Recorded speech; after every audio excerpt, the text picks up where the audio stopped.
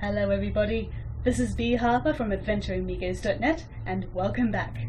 Now, quick update. Garrett Collins and I will be doing a He Said, She Said column for In the Mouth of Madness, because originally I was just going to go ahead and do a video review, but Garrett decided to try and beat me at my own game. So the way it is going to be is that he is going to be con and I'm going to be pro. Now, he doesn't quite know that I'll kick his ass, so let's not hold that against him. Anyway, I decided to look at a couple of other films that are not necessarily horror, but dabble more in the thriller.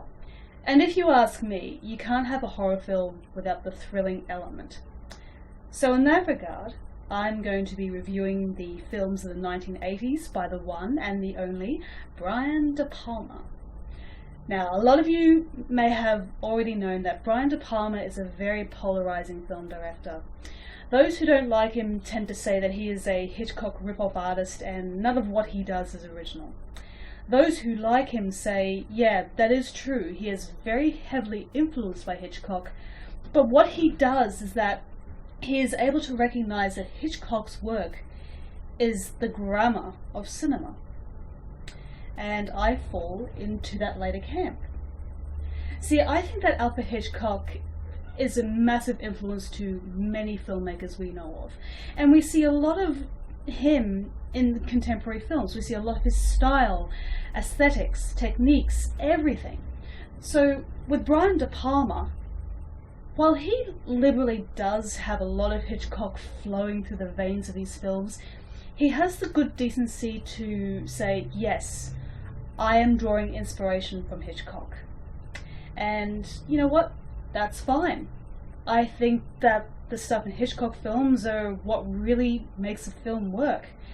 Not just in the way they are filmed, but also their stories, their themes, that they deal with all sorts of perverse and fascinating things, such as sickness, be it physical or a mental ailment, obsession, lust, love, crime, espionage, all sorts of different things that manage to draw in our fascinations, but stuff we very rarely talk about.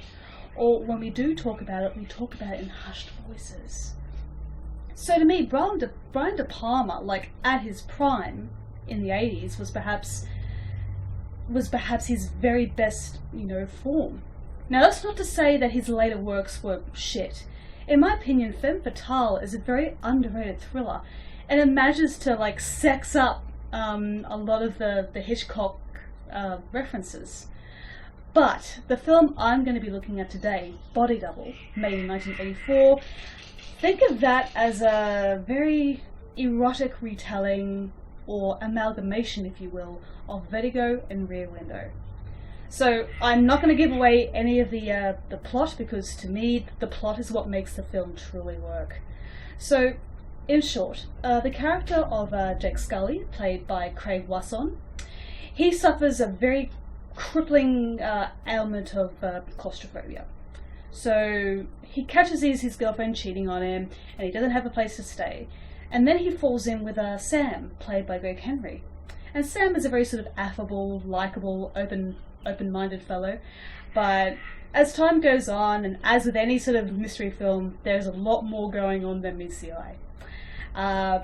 So when Jake moves into Sam's house, he notices across the way a very beautiful neighbour doing an erotic striptease every night in front of her bedroom window. So while he's watching this, absolutely enraptured with his telescope, he starts to notice a lot of sinister things going along around him. And then he starts to realise that this woman could potentially be in danger. And that's as much as I'm going to say about the rest of the film, because let me tell you, it's one of those movies you need to see for yourself, if you are inclined to do so. If you're not, by all means go and read the spoilers, but to me, to watch a movie is perhaps the better way to go, to get that experience and to see it unfold in front of your eyes. So what to say about Body Double that hasn't really been said? There isn't really much I can add on to it, except for a couple of fascinating things. The film really does deal with the topic of perversity and sex Quite a few characters in the film have roots to pornography, including Melanie Griffith's character Holly Body, a pornographic superstar. I think she is one of the best performers in the movie. I mean, not to take away anything from Craig Wasson or Greg Henry, but Melanie Griffith shines in the film because she plays her character of Holly with a amount of cynicism and sort of, seen it all, and also some naivete. She isn't stupid, and she's a fully grown, mature woman, but she has an aspect of duality that a lot of us tend to see in films these days. And here's something really interesting.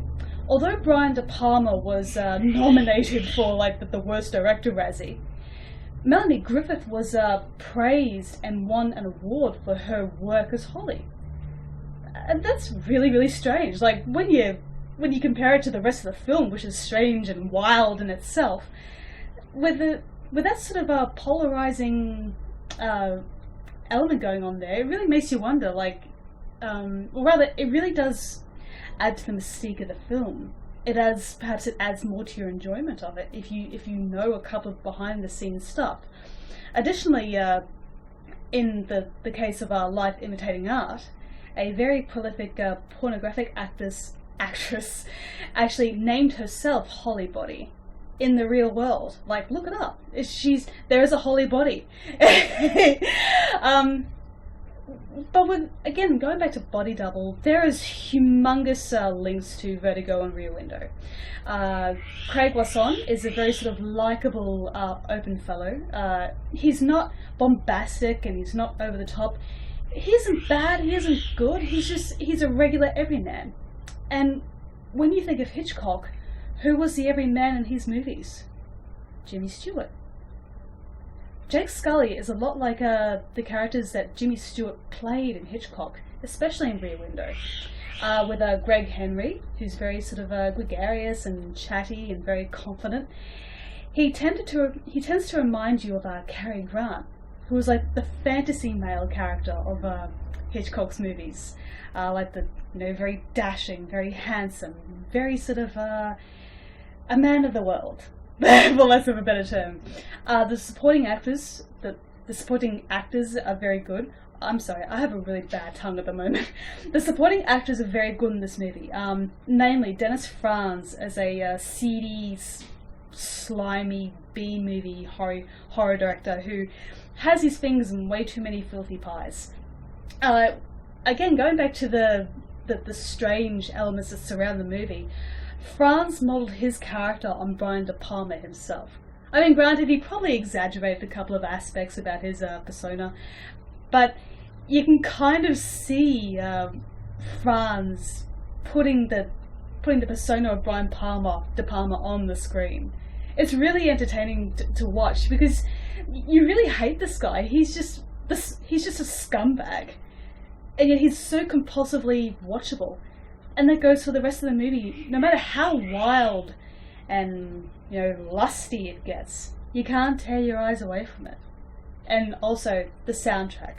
The soundtrack is amazing. The composer, I believe, is Pino Pioggi. I could be getting that name wrong. But also the film utilizes almost everything awesome about the 80s you could remember, especially the music. Frankie Goes to Hollywood's relax, don't do it. That's used in the film, and somehow it's like a recurring motif in the movie. And it's just so well integrated.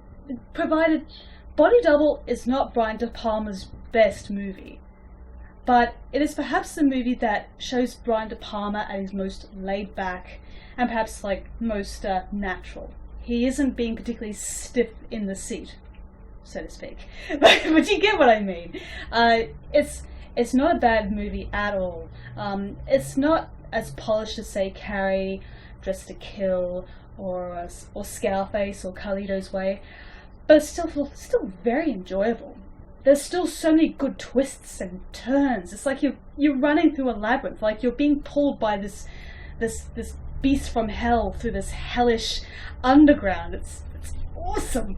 It's just so beautifully lurid, and the way it looks, it is such a visually stunning movie. Again, it's something you have to see to fully appreciate, because a photograph or like a little video on YouTube isn't going to be enough to cut it. It's something you have to see on your television screen, with a decent screen, I should say, and just let it draw you into its world. It's like a siren song now that I think about it. I mean, you know, you can see it's dealing with all sorts of terrible stuff, but you can't tear yourself away from it. You cannot steer your ship away from this beautiful, perverse creature singing on the rocks. I know, that's a very strange analogy, and I apologise. But look, Body Double is one of De Palma's best 1980s films. I feel the 80s had a very special sense about them. It felt a little more permissive, because these days, when you show the stuff of Body Double in contemporary cinema, it tends to be heavily censored, and to me, it loses the impact. I mean, granted, you're going to have some sense of taste, like when you film something of a questionable content, but if it's part of the feeling of the film, if it lends something direct to it, you shouldn't cut it out. And I'm so glad that Body Double was made when it was made. I don't think it could have worked as well if it was made in, say, 2014 or like last year in 2013. It's definitely a product of its time, but that's the best part about it. It's a superficial, stylish, yet, unquestionably wonderful time capsule of cinema. And it's one of Brian De Palma's most entertaining, that's for sure. So I give Body Double 4 out of 5. As I said, it's not as good looking as his other efforts, but it's definitely no slouch in any department. So yeah, that was Body Double, and that was Body Double, and I shall see you on the flip, and hopefully my tongue will decide to cooperate. See you later.